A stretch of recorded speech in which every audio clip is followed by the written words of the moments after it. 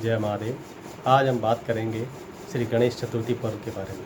भगवान श्री गणेश जो प्रथम पूज्य हैं, उनके जन्म दिवस के रूप में मनाया जाने वाला पर्व गणेश चतुर्थी पर्व इस बार किस तारीख को आ रहा है, साथ ही इसके पूजन की क्या विधि रहेगी और इस दिन क्या विशेष पूजन करें जिससे कि आपके जीवन में चली आ रही किसी प्रकार से कोई बाधा है तो उसका निवारण किस प्रकार से होगा, इसके बारे में आज आपको बताऊंगा।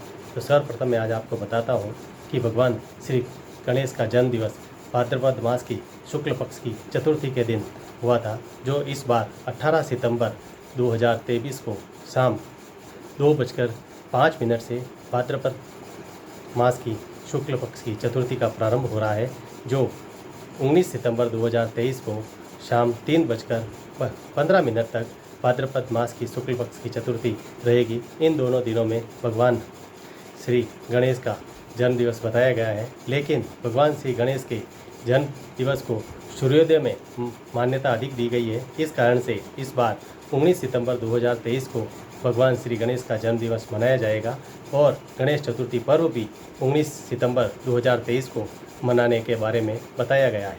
तो इस बार भगवान श्री गणेश का जन्म दिवस 19 सितंबर 2023 को मनाया जाएगा, जो प्रातःकाल मनाया जाएगा तथा इस दिन क्या पूजन किया जाए जिससे कि भगवान गणपति पर आपकी कृपा दृष्टि बनी रहे, तो इस बारे में मैं आज आपको बताता हूँ। भगवान श्री गणेश की कृपा दृष्टि पाने के लिए भगवान श्री गणेश का पूजन किस प्रकार से किया जाए, साथ ही कई लोग भगवान श्री गणेश की प्रतिमा लाकर विराजित करते हैं, उसके बारे में मैं आपको बताऊंगा कि भगवान श्री गणेश की प्रतिमा लाकर हम विराजित घर में करते हैं तो उसको कितने दिन तक रखना चाहिए। कुछ लोग इस प्रतिमा को 3 दिन के लिए लाते हैं, कुछ व्यक्ति 5 दिन के लिए लाते हैं, कुछ 7 दिन के लिए लाते हैं और कुछ व्यक्ति 10 दिन के लिए आता है। और 10 दिन तक जो व्यक्ति लाते हैं उसका वापस विसर्जन हम करते हैं, जो अनंत चतुर्दशी के दिन करते हैं। इसके बारे में भी अलग अलग मान्यता है। तो यदि आप भगवान श्री गणेश की प्रतिमा घर पर लाकर विराजित करते हैं तो सर्वप्रथम मैं आपको बताता हूं कि भगवान श्री गणेश की प्रतिमा यदि हम लेकर आते हैं तो जहां तक हो सके मिट्टी की प्रतिमा यदि आपको मिल जाए तो वह प्रतिमा लेकर आइए। उसका महत्व बहुत अधिक है। उसके साथ में प्लास्टर ऑफ पेरिस या दूसरे पदार्थों की जो बनी हुई प्रतिमा होती है उनके लिए अलग अलग चीज़ें बताई गई है, उसमें केमिकल मिक्स होता है। इस कारण से जहाँ तक हो सके अगर मिट्टी की प्रतिमा में मिले तो वही लेकर आइए और उनको विराजित करिए, क्योंकि मिट्टी की प्रतिमा में ही भगवान स्वयं विराजित होते हैं। इस कारण से भगवान की मिट्टी की प्रतिमा यदि हम लाते हैं तो उसका विशेष फल हमें प्राप्त होगा। साथ ही मैं आज आपको बताता हूँ कि भगवान श्री गणेश की प्रतिमा को किस दिशा में विराजित करना चाहिए। तो भगवान श्री गणेश की प्रतिमा को हम उत्तर पूर्व की दिशा में यानी ईशान कोण में यदि हम भगवान श्री गणेश की प्रतिमा को विराजित करते हैं और पूजा करते समय आपका स्वयं का मुँह यदि पूर्व दिशा में हो तो उसका फल आपको बहुत अधिक मिलता है। और सर्वप्रथम भगवान श्री गणेश की प्रतिमा लाते समय हमें एक दिन पूर्व जिस व्यक्ति से भी आप प्रतिमा ला रहे हैं उसके पास जाएं और उस प्रतिमा को आप चयन करें और चयन करने के बाद में उस व्यक्ति को कहें कि कल आप उस प्रतिमा को लेकर जाएंगे और भगवान श्री गणेश का वहाँ पर जाने के बाद में भगवान श्री गणेश का आगमन भी करें और उनको हाथ जोड़कर उनसे विनती करें कि आप हमारे घर में पधारें।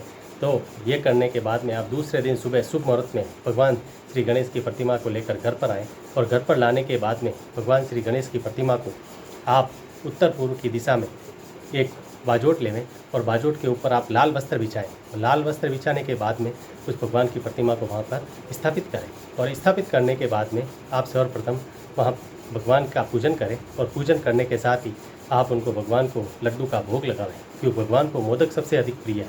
तो भगवान को मोदक का भोग लगाना सबसे अच्छा रहेगा। तो आप भगवान को मोदक का भोग भी लगाएं, दिया धूप आरती भी करें।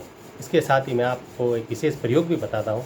उस प्रयोग को करने से आपको आपके जीवन में चली आ रही किसी प्रकार से कोई बाधा है या विघ्न है या कोई आपका बड़ा अटका हुआ काम है जो नहीं हो रहा है, वो किस प्रकार से होगा, इसके बारे में इस गणेश चतुर्थी पर्व में आप उसको किस प्रकार से कर सकते हैं जिससे कि आपको उसका शीघ्र ही फायदा मिल सके, इसके बारे में मैं आपको बताऊंगा। तो इसके लिए आपको क्या करना है, भगवान की जो गणेश की प्रतिमा आपने स्थापित की है उनके सामने आप बैठ जाएं और सर्वप्रथम जो भगवान को भोग लगाया है उसके साथ ही आप 3 चीज़ें ले लीजिए जो आपको पूजन के समय चाहिए। तो उसमें सबसे पहले आपको 5 लौंग लेने हैं, 5 इलायची लेनी है और 5 आपको लड्डू लेने हैं। इन सभी को लेकर एक थाली में रख दीजिए और भगवान के सामने रखिए और उसके ऊपर 5 तुलसी के पत्र रखिए इन सभी को रखने के बाद में भगवान श्री गणेश के सामने आप हाथ जोड़कर बैठिए और एक माला लेकर वहाँ पर भगवान श्री गणेश के सामने बैठकर एक माला है जो मैं आपको मंत्र बताता हूँ उसका जाप करेंगे।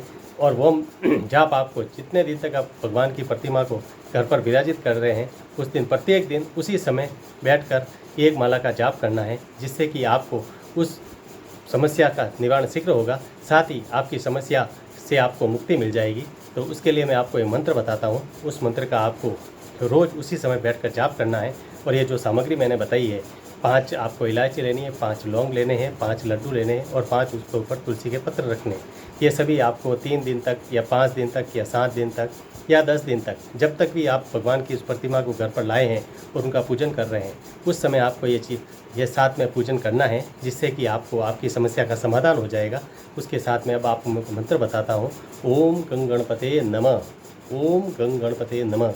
इस मंत्र की एक माला या कम से कम 5 माला, इसमें जो भी आपको सुविधाजनक हो उन अनुसार माला का जाप करेंगे। साथ में जो माला आपको फेर रहे हैं वह माला चंदन की होनी चाहिए और उस चंदन की माला को आप उसी दिन से लेकर जब तक आप उस माला से जाप करेंगे, जब तक वो माला भी आपको साथ में रखनी है।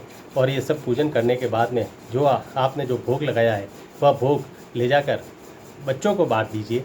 और ये बच्चों को बांटने के बाद में आप आकर अपने हाथ मुँह धो लीजिए। ये प्रयोग आप अगर 5 दिन, 7 दिन या 10 दिन तक, जब तक आप भगवान गणेश को विराजित रखते हैं, जब तक ये प्रयोग करेंगे तो आपको इसका बहुत ही अच्छा फल प्राप्त होगा। और आपकी जो समस्या या बाधा चली आ रही है उसका निवारण भगवान श्री गणेश शीघ्र ही कर लेंगे, क्योंकि उनका नाम ही विघ्न विनाशक है।